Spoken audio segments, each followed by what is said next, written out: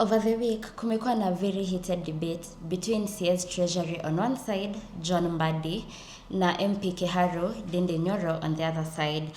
Hao watu wawili, they've been arguing about the government's move to sell 15% of its shares pale Safaricom. So now come with me as we break it down bit by bit.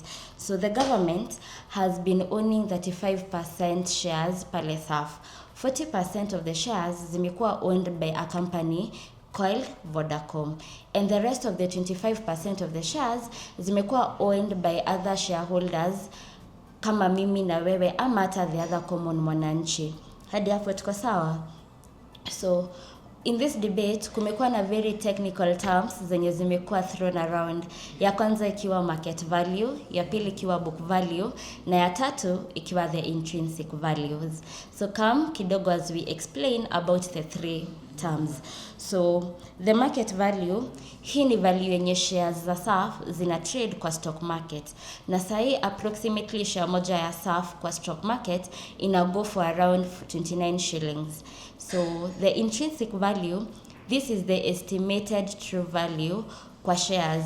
Lakini hii iko based on the brand strength, the company's growth, na actually the potential growth ya the company in years to come. So sayu kiangalia, the intrinsic value of one share ya Safaricom ni approximately between 45 bob to 50 bob Kenya shillings. And then ya mwisho tuko na the book value. The book value, this is the value of a share according to the company's financial statement. So according to financial statements za SAF, share yao moja book value yake ni 4.4 bob per share.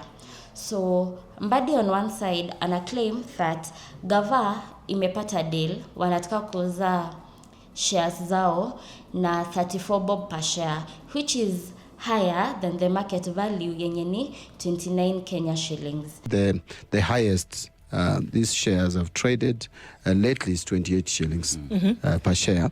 And what we did was to do an assessment of what we call the volume-weighted price of the shares for the last 6 months leading to December 1st, actually.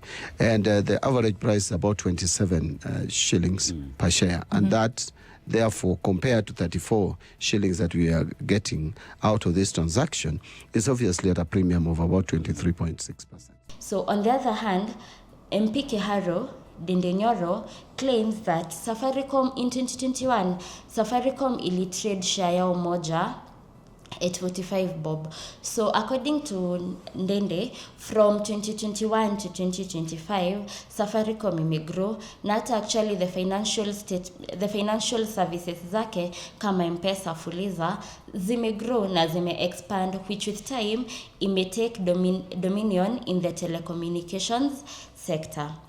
But so according to Nyoro, the government will experience a loss wakiuza share at 34 bob. I just want to say as a Kenyan, the government of Kenya is trying to sell Safaricom for a song. While Mbadi claims that Gava is actually making profit kwa sababu inauza higher than the market value ya 29 bob. But before the complete sell ya hizi shares it's made, the process inafaa kupitia 4 stages. So let's dive into the 4 stages. The first stage ni the proposal stage. Hii ni stage yenye gava inafaa ili announce intention yao ya kuuza the shares. Ili announce the intention, one, and it also announced the proposed price na the reason ya sale. And then after the proposal stage, the government will go to the oversight stage.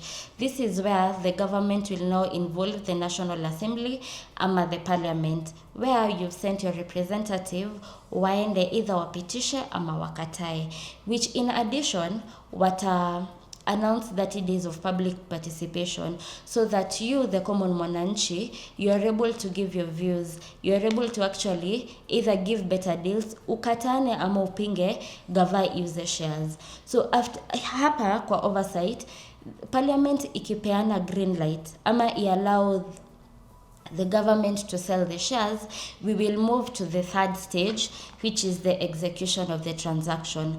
Hapa ni place yenye gava itarudi kwa meza tena, and then they will continue na hiyo process ya kuuza hizo shares, and then what announce the transaction details.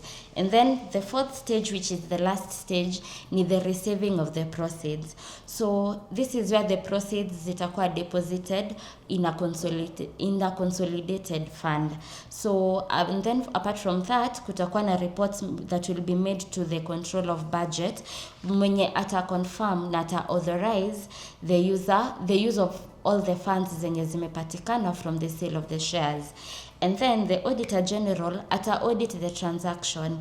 That includes the transaction including the amount of money yenye imekuwa received na mahali ambao now the money will be used, the amount of money received and where the money will be received.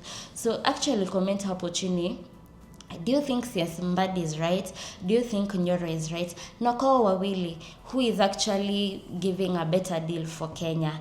And actually still give us your views. Should the government still sell the shares ama we should keep it? Christabel Njeri, and this is PMTV.